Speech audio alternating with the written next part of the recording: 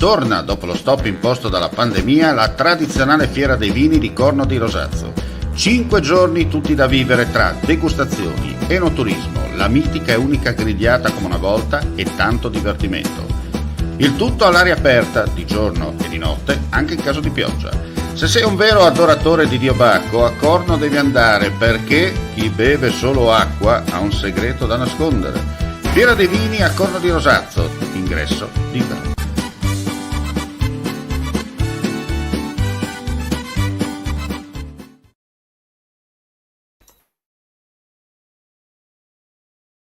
All'ascolto, eccoci qua, scusate un piccolo problema al microfono in apertura, il bello della diretta come si dice in questi casi. Dicevo, un cordiale saluto a tutti voi per quanto riguarda le ultimissime di cronaca in Friuli, Venezia Giulia.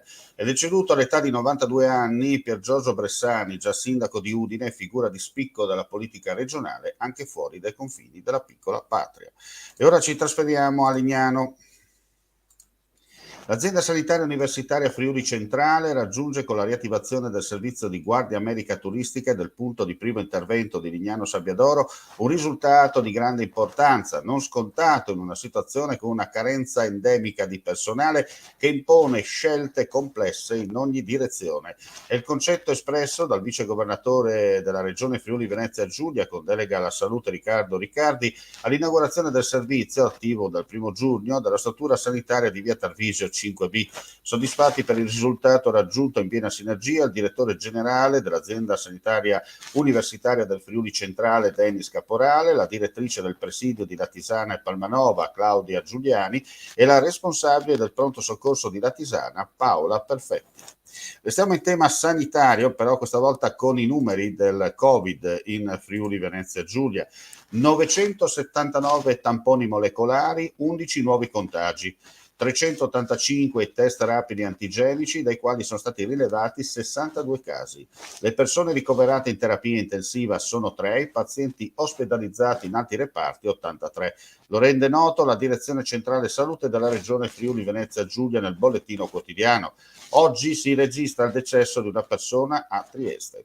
Andiamo a chiudere con le importanti notizie per quanto riguarda invece l'aeroporto del Friuli Venezia Giulia, per dire che il ritorno del collegamento diretto per via aerea tra Belgrado e Trieste con voli operati dalla compagnia Air Serbia è un segnale che sul piano strategico conferma e rilancia il ruolo baricentrico del Friuli Venezia Giulia all'interno dell'Europa centro-orientale e rappresenta un collegamento vitale per il rilancio dei rapporti con i Balcani all'insegna di uno sviluppo economico che coinvolga nella fattispecie anche un paese come la Serbia.